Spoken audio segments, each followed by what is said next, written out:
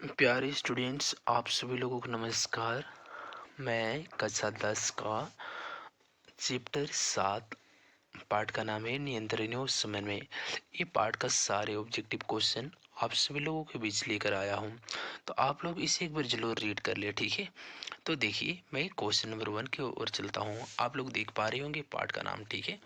देखिए, चैप्टर 7 है नियंत्रण और समन्वय।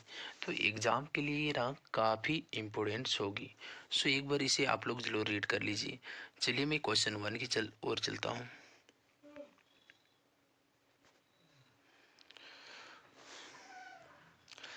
देख पा रहे होंगे ऑब्जेक्टिव टाइप क्वेश्चन, बहु विकल्पी प्रश्न, ठीक है। तो ध्यान से देखिए, क्वेश्चन नंबर 1, निम्नलिखित में से कौन सा पादप हार्मोन है? कौन पादप हार्मोन है? Option number A insulin, B thyroxine, C oestrogen, D cytokinin. तो इसका सही जवाब है साइटोकिनिन। कौन पादप हार्मोन है? तो साइटोकिनिन, ठीक है। क्वेश्चन 2 की ओर चलेंगे।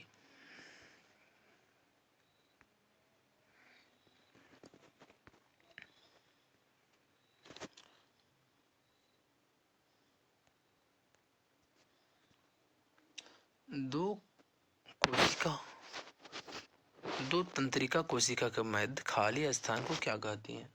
आप लोग ने तंत्रिका कोशिका का फिगर देखा होगा, ठीक है। इस प्रकार से होती है,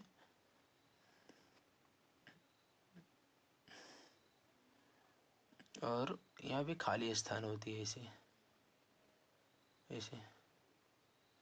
दो तंत्रिका कोशिका के बीच खाली स्थान को क्या कहती है? यहाँ पे खाली स्थान होती है, यहाँ पे खाली स्थान होती है, इस प्रकार से।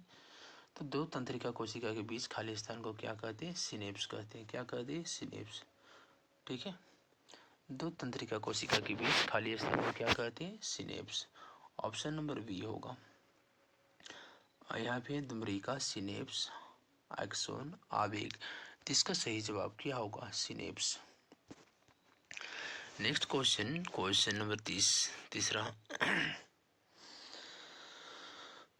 मस्तिष्क उत्तरदायी है।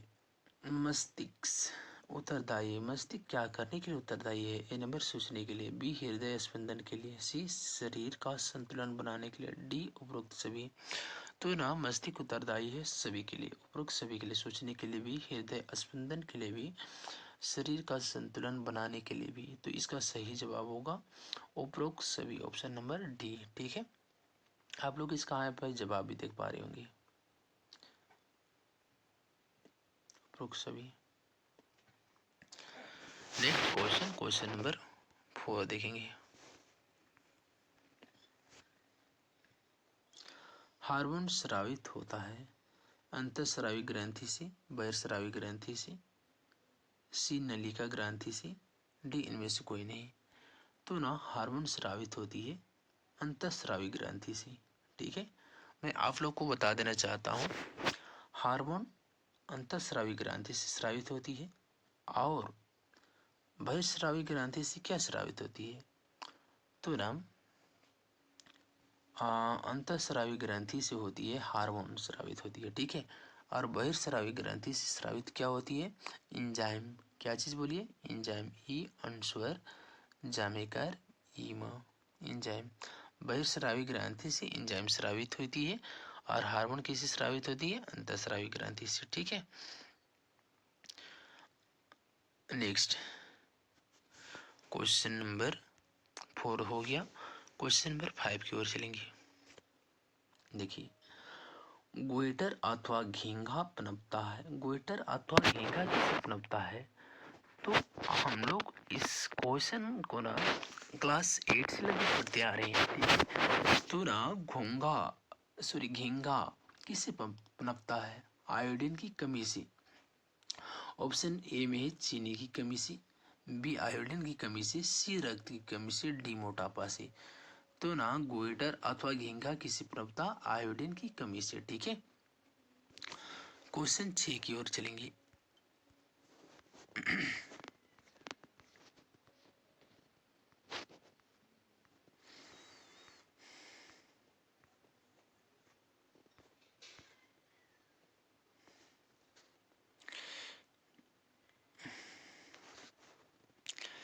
क्वेश्चन 6 देख लिया हम लोगों ने, क्वेश्चन 7 देखना है।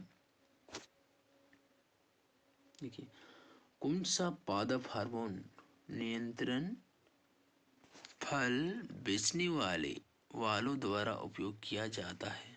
क्वेश्चन क्या है समझ पाए? कौन सा पादप नियंत्रक, कौन सा पादप नियंत्रक फल बेचने वाले फलों द्वारा उपयोग किया जाता है? ए में है एब्सिसिक अम्ल, बी जिब्रेलिन, सी इथेलिन, डी ऑक्सिन। तो इसका सही जवाब है इथाइलिन, ऑप्शन नंबर सी। देख पा रही होंगी यहाँ पे उत्तर में लिखा भी किया है इथाइलिन। ठीक है, नेक्स्ट क्वेश्चन, क्वेश्चन नंबर 8। निम्नलिखित में से कौन सी एक अंतःस्रावी ग्रंथि और बाह्यस्रावी ग्रंथि दो प्रकार की होती है? मतलब यह अंतःस्रावी ग्रंथि और बहिर्स्रावी ग्रंथि दोनों है। कौन? तो ना ऑप्शन नंबर ए में है अग्नाशय, बी में थायराइड, सी में पैराथायराइड, डी में पिट्यूटरी। तो इसका सही जवाब है अग्नाशय। ये अंतःस्रावी ग्रंथि और बहिर्स्रावी ग्रंथि दोनों है। ठीक है, कौन? अग्नाशय। नेक्स्ट देखेंगे,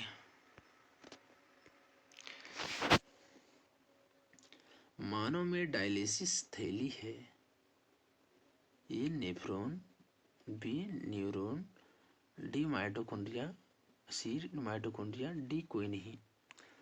तो मानव डायलिसिस थैली है, तो इसका सही जवाब होगा नेफ्रॉन।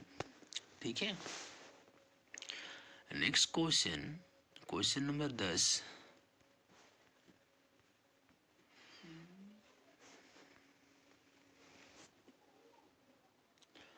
भोजन का पचना किस प्रकार की अभिक्रिया है? भोजन का पचना किस प्रकार की अभिक्रिया है? ठीक है, ए नंबर में है उपचयन, बी में संयोजन, डी में अपचयन, सी में, डी में विस्थापन।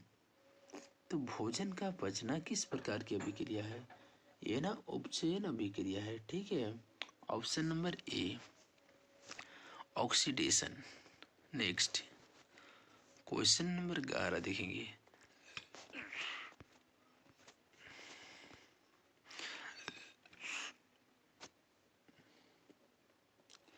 थायरोक्सिन हार्मोन की संश्लेषण के लिए कौन सा तत्व आवश्यक है? देखिए, क्वेश्चन समझ में आया? थायरोक्सिन हार्मोन की संश्लेषण के लिए कौन सा तत्व आवश्यक है? थायरोक्सिन हार्मोन का स्राव के लिए कौन सा तत्व चाहिए? ए नंबर में सोडियम, बी में पोटेशियम, सी में आयोडीन, डी में अल्युमिनियम। तो ना क्या चाहिए? आयोडीन। थायरोक्सिन हार्मोन की संश्लेषण के लिए कौन सा तत्व आवश्यक है? Iodine. Next question, question number 11 की ओर चलेंगे। देखिए, 11 हो गया, 12 की ओर। वृद्धि हार्मोन का स्राव किस ग्रंथि से होता है? देखिए, वृद्धि हार्मोन का स्राव किस ग्रंथि से होता है? ए नंबर में थायराइड ग्रंथि, बी नंबर में एड्रिनल, सी में पीयूष ग्रंथि, डी में थाइमस ग्रंथि। तो इसका सही जवाब क्या होगा? वृद्धि हार्मोन का स्राव ना पीयूष ग्रंथि से होता है। ऑप्शन नंबर सी सही होगा। यहाँ पे उत्तर भी लिखा गया है, देख लीजिए।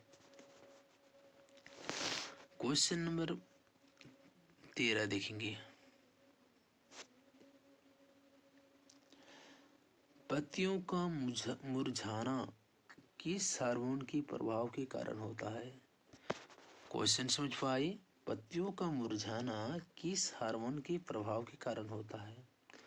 ए नंबर में एब्सिसिक अम्ल, बी में साइटोकिनिन, सी में जिब्रेलिन, डी में ऑक्सिन। तो इसका सही जवाब है एब्सिसिक अम्ल। ठीक है, एब्सिसिक अम्ल। नेक्स्ट क्वेश्चन, क्वेश्चन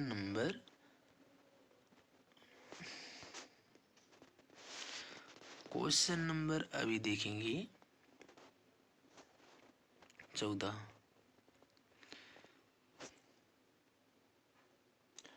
मस्तिष्क का मुख सोचने वाला भाग कौन सा है? देखिए, मस्तिष्क का मुख्य सोचने वाला भाग कौन सा है? ए नंबर में प्रमस्तिष्क, बी में मध्यमस्तिष्क, सी में मेरुरज्जु, डी में अग्रमस्तिष्क। तो इसका सही जवाब है अग्रमस्तिष्क। मस्तिष्क का मुख्य सोचने वाला भाग कौन सा है? अग्रमस्तिष्क। Next question number 15।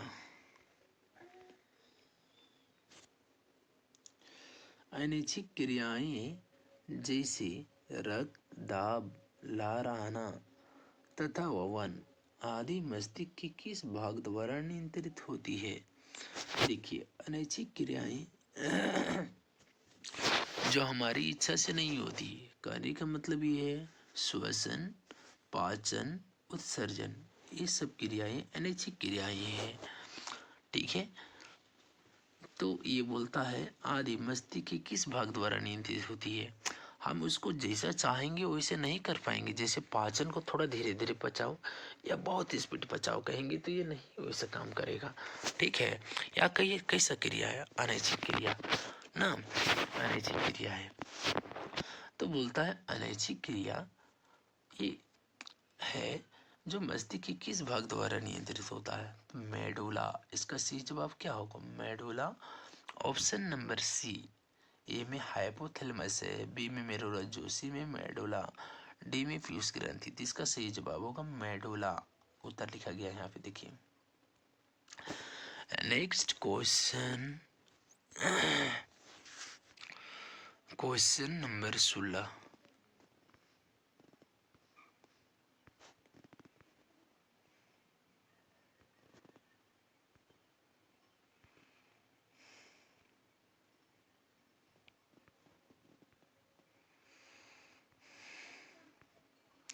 अच्छा, ये ऑब्जेक्टिव क्वेश्चन समाप्त हो गई। अब देखेंगे ना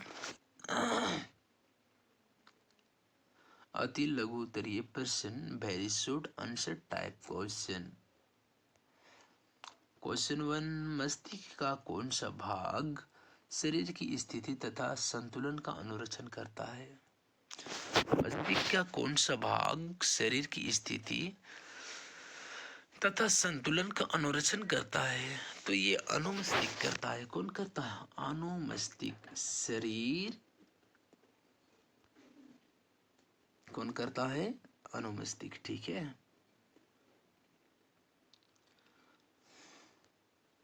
मस्तिष्क का कौन सा भाग शरीर की स्थिति तथा संतुलन का अनुरक्षण करता है? तो इसका सही जवाब है अनुमस्तिष्क। शरीर की स्थिति तथा संतुलन का क्या करता है? अनुरक्षण करता है। Next question, question number 2। प्रतिवर्ती चाप कहाँ बनते हैं? प्रतिवर्ती चाप कहाँ बनते हैं? तो प्रतिवर्ती चाप मेरुरज्जु में बनते हैं। कहाँ बनते हैं? मेरुरज्जु में। Next question, question number 3। मस्तिष्क के मुख्य 3 भागों के नाम लिखिए। देखिए, मस्तिष्क के प्रमुख मतलब मुख्य 3 भाग का नाम लिखना है। तो अग्रमस्तिष्क, मध्यमस्तिष्क और पश्चिमस्तिष्क। ठीक है, मैं आपको बता दूं ये तीनों मस्तिष्क में, मस्तिष्क के 3 मुख्य भाग है, जिनमें से सबसे बड़ी मस्तिष्क की बात करें तो अग्रमस्तिष्क। ठीक है, और सबसे छोटी मस्तिष्क की बात करें तो मध्यमस्तिष्क। ठीक है, और मध्यम मस्तिष्क मतलब ये जो पश्चिम मस्तिष्क है ना, ये क्या है? मीडियम प्रकार की मस्तिष्क है। मतलब सबसे बड़ी मस्तिष्क है अग्रमस्तिष्क, और उससे छोटा है पश्चिम मस्तिष्क, फिर सबसे छोटा मध्य मस्तिष्क। समझ पाए होंगे। क्वेश्चन 4 की ओर चलेंगे।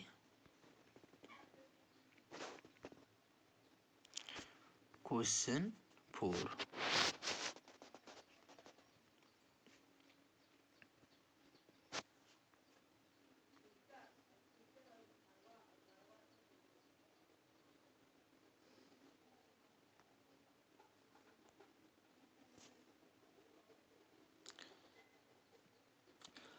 पौधों में पाए जाने वाले 2 हार्मोन के नाम लिखिए जो तने की वृद्धि में सहायक होते हैं। देखिए, तने की वृद्धि में सहायक होते हैं ना। तो पौधे में ऑक्सिन तथा जिब्रेलिन, ऑक्सिन तथा क्या, जिब्रेलिन हार्मोन तने की वृद्धि में सहायक होते हैं। तो कौन कौन सा हार्मोन, ऑक्सिन तथा जिब्रेलिन, ये दो हार्मोन है जो कि पौधे में पाए जाने वाले हार्मोन है, और ये ना तने की वृद्धि में क्या होते हैं, सहायक होते हैं। ठीक है, नेक्स्ट।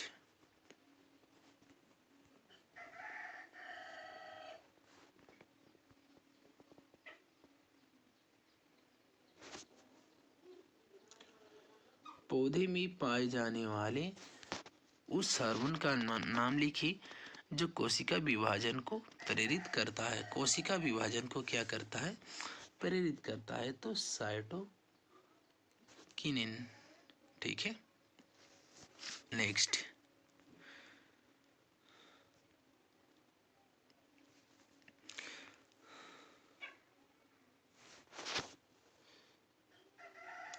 एक तंत्रिका कोशिका की संरचना बनाइए तथा इसके कार्यों का वर्णन कीजिए। तंत्रिका कोशिका का क्या करना है,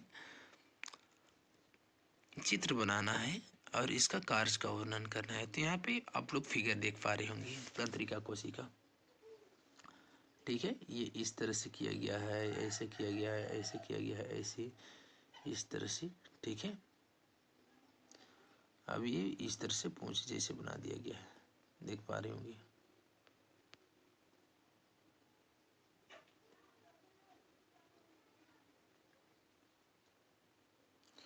और इसको ये इस तरह से आई हुई है और ये थोड़ा सा ऐसा है, इस प्रकार से, इस प्रकार से पहुंचे।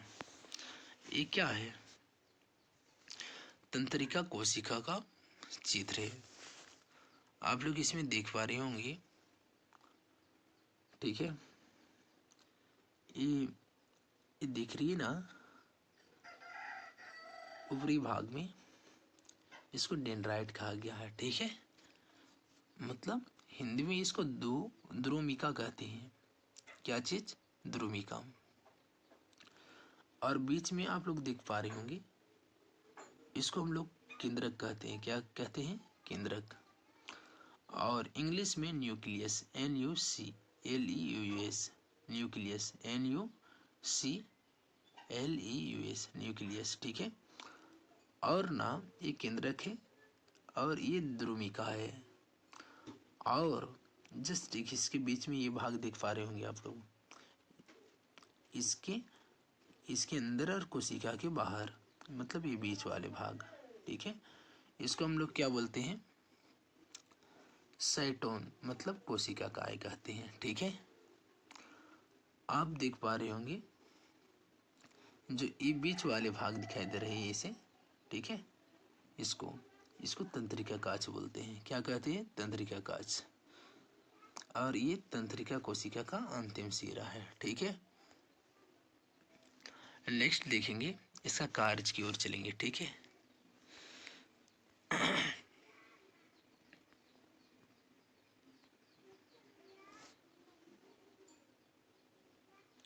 तंत्रिका कोशिका का कार्य।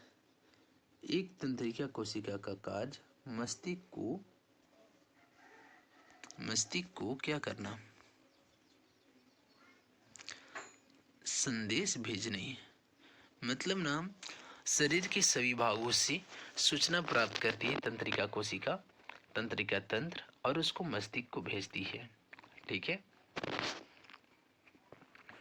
तो क्या है, मस्तिष्क को संदेश भेजना और मस्तिष्क से संदेश को ग्राही अंगों तक ले जाना किसका काम है,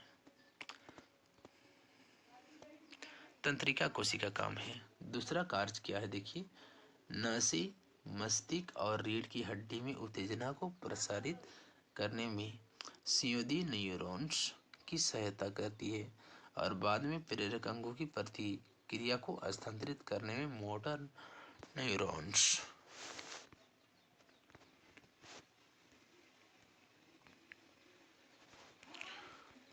अब देखिए नेक्स्ट,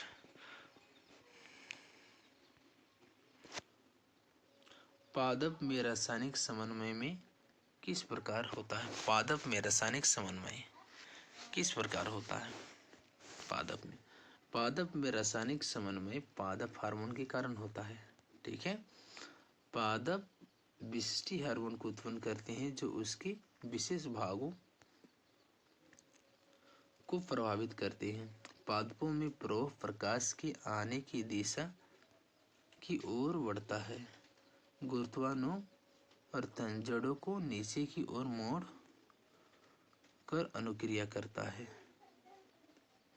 ठीक है, कभी क्वेश्चन ये आती है गुरुत्वानुवर्तन क्या है? ठीक है, या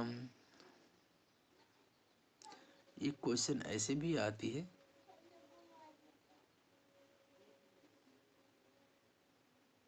प्रकाशानुवर्तन क्या है? तो पौधे, माना ये पौधा है, ठीक है, ऊपर की ओर इधर सूरज है, इधर से प्रकाश आ रही है, तो ये पौधा वृद्धि इधर ही कर रही है, इधर ही। ठीक है, जिसे हम लोग क्या बोलेंगे? प्रकाशानुवर्तन।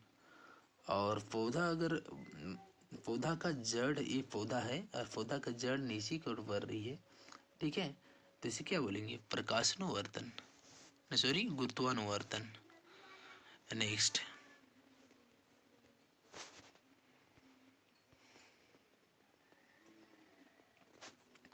देखिए अनैच्छिक क्रिया और प्रतिवर्ती क्रिया एक दूसरे से किस प्रकार भिन्न है?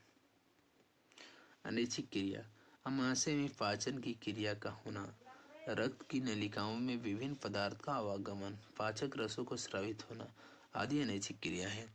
अनैच्छिक क्रिया जो हमारे इच्छा से नहीं होती, जैसे भोजन पच रहा है तो हमारी इच्छा से हो रही है, श्वसन और चल रही है, तो हमारी इच्छा से नहीं हो रही है, तो ऑटोमेटिक होने वाली कार्य है।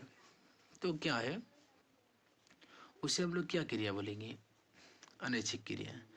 और प्रतिवर्ती क्रिया की बात करेंगे तो ये अचानक होने वाली क्रिया, जिसको हम भी कंट्रोल नहीं कर सकते हैं, जैसे पलकों का झपकना, छींक आना, खांसना आदि प्रतिवर्ती क्रियाएं हैं। ठीक है, सांप को देखकर डर जाना, मिठाई को देख के मुंह में पानी आना, ये सभी क्या है? प्रतिवर्ती क्रिया है, जो हमारा कंट्रोल से क्या होती है? बाहर होती है। प्रतिवर्ती क्रियाओं पर मस्तिष्क का नियंत्रण नहीं होता है। ठीक है, प्रतिवर्ती क्रिया पर मस्तिष्क का नियंत्रण नहीं होता है, जबकि अनैच्छिक क्रियाओं पर मस्तिष्क का नियंत्रण होता है। अनैच्छिक क्रियाओं पर मस्तिष्क का नियंत्रण होता है। कहने का मतलब श्वसन चल रही है तो मैं इसे रोकना चाहूँ ना तो कुछ देर के लिए रोक सकते हैं। ठीक है, और अनैच्छिक क्रिया पर कोई नियंत्रण नहीं होता है। इस प्रकार अनैच्छिक क्रियाएं तथा प्रतिवर्ती क्रियाएं एक दूसरे से भिन्न होते हैं। क्वेश्चन,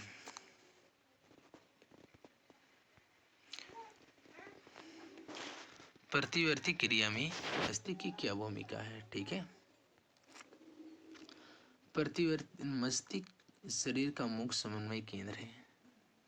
यह मेरुरज्जु से प्राप्त की गई सूचनाओं पर सोचने एवं विश्लेषण करने का कार्य करता है। मस्तिष्क में प्रतिवर्ती क्रिया के संदेश भेजे जाते हैं। मस्तिष्क में परिवर्ती क्रिया के संदेश क्या किए जाते हैं? भेजे जाते हैं। कुछ प्रतिवर्ती क्रियाएं सीधे मस्तिष्क द्वारा ही नियंत्रित होती हैं। ठीक है, तीव्र प्रकाश में हमारे नेत्र की पुतली का संकुचन होना उदाहरण है। ठीक है, नेक्स्ट,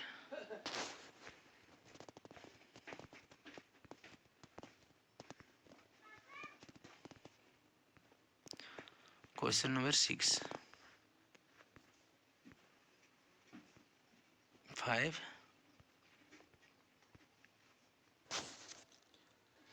जलानुवर्तन दर्शाने के लिए एक प्रयोग की अभिकल्पना कीजिए। लकड़ी का बना एक लंबा डिब्बा लेते हैं, इसमें मिट्टी और खाद का मिश्रण भर देते हैं, इसके एक सिरे पर एक पौधा लगा देते हैं। डिब्बे में पौधे की विपरीत दिशा में एक कीप मिट्टी में गाड़ देते हैं। पौधा को उसी कीप के द्वारा प्रतिदिन पानी देते हैं। लगभग एक सप्ताह के बाद पौधे निकट की मिट्टी हटाकर ध्यान से देखते हैं। पौधों की जड़ों की वृद्धि उसी दिशा में दिखाई देती है जिस दिशा से कीप की द्वारा पौधे की सिंचाई की जाती थी। यह प्रयोग जलानुवर्तन को दर्शाता है।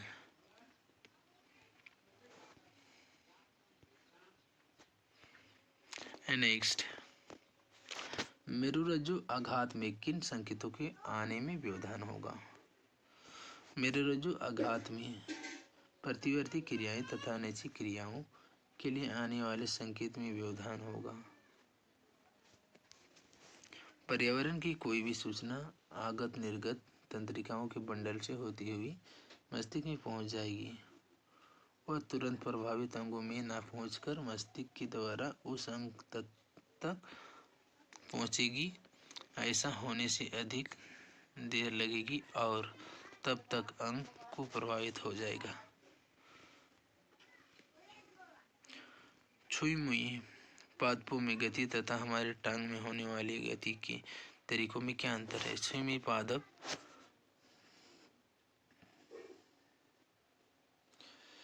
मुई पादप अस्पष्ट गति पत्तियों को झुका कर बंद कर संवेदनशीलता का परिचय देती है। पादप हार्मोन की प्रभाव के कारण पादप कोशिकाएं यह परिवर्तित कर देती है, जबकि हमारे टांग में होने वाली ऐच्छिक क्रियाओं का परिणाम है जो अनुमस्तिष्क के द्वारा संचालित होती है। इसमें तंत्रिका नियंत्रण का सहयोग प्राप्त किया जाता है।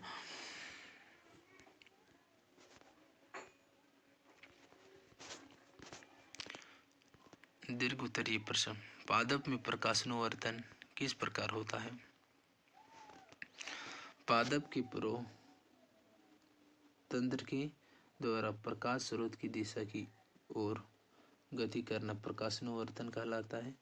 तंत्र का प्रकाश के प्रति धनात्मक अनुवर्तन होता है। यदि किसी पादप को गमले में लगाकर इसे किसी अंधेरे कमरे में रख दे जिसे प्रकाश किसी खिड़की या दरवाजे की ओर से भीतर आता हो, तो कुछ दिन बाद प्रोह का अग्रभाग स्वयं ही उसी दिशा में मुड़ जाता है जिस तरफ से प्रकाश कमरे में प्रवेश करता है। ऐसा इसलिए होता है कि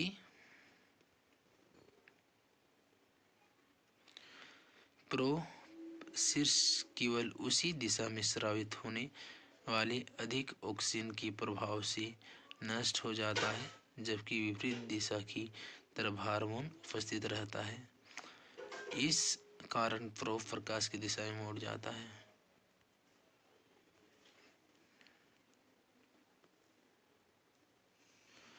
एक जीव में नियंत्रण एवं समन्वय तंत्र की क्या आवश्यकता है? जीवों के नियंत्रण एवं समन्वय का एक तंत्र विकसित कर लिया जाता है, क्योंकि यह शरीर की सभी प्रतिवर्त को नियंत्रण करता है तथा इसकी पर्यावरण के हानिकारक परिवर्तन से सुरक्षा करता है। यह ऐच्छिक गतियों को नियंत्रित करता है या अनैच्छिक गतियों को नियंत्रित करता है।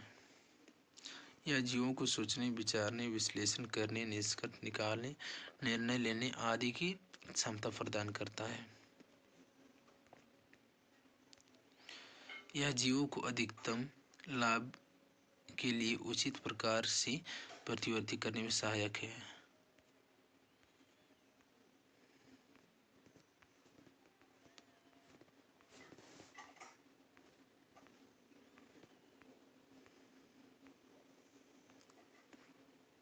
दो तंत्रिका कोशिकाओं में सिनेप्स में क्या होता है? दो तंत्रिका के मध्य सिनेप्स में आवेग का प्रसारण होता है।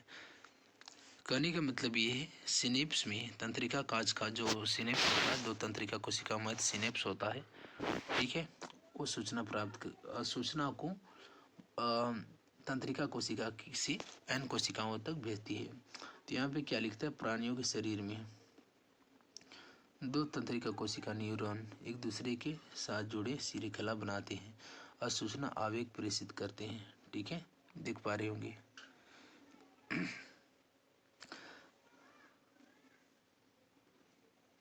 सूचना एक तंत्रिका कोशिका की तंत्रिकाओं सिरे द्वारा उपार्जित की जाती है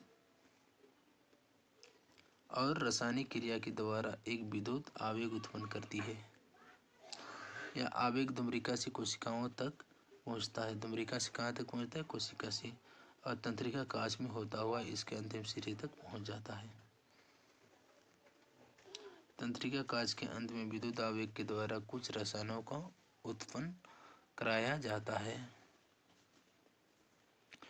जोरी के स्थान सिनेप्टिक दरार को पार कर अपने से अगली तंत्रिका कोशिका की तंत्रिका में इस प्रकार विद्युत आवेश को आरंभ कराते हैं। इस प्रकार एक अंतर्ग्रहण से के तंत्रिका कोशिका द्वारा ग्रंथियों तक ले जाया जाता है। हमारे शरीर में ग्राही का क्या कार्य है? ऐसी स्थिति पर विचार कीजिए जहां ग्राही उचित प्रकार से कार्य नहीं कर रहे हो। क्या समस्या उत्पन्न हो सकती है?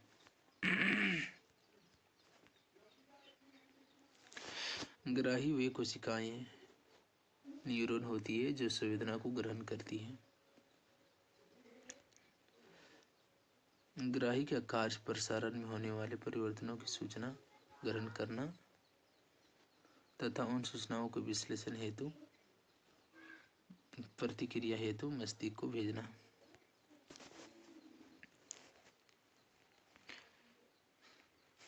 यदि ग्राही उचित प्रकार से कार्य न करे तो हमारा शरीर उद्दीपन के प्रति अनुक्रिया नहीं कर पाएगा। इससे शरीर को बहुत हानि पहुंच सकती है और यहाँ तक कि मृत्यु भी हो सकती है। उदाहरण के लिए यदि हमारी आंखें की ग्राही देखने की संवेदना ग्रहण न करे तो हम यह सुंदर संसार देख नहीं पाएंगे तथा अपने आप को अपाहिज अनुभव करेंगे।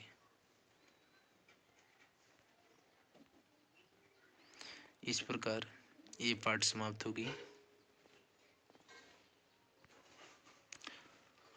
Thank you.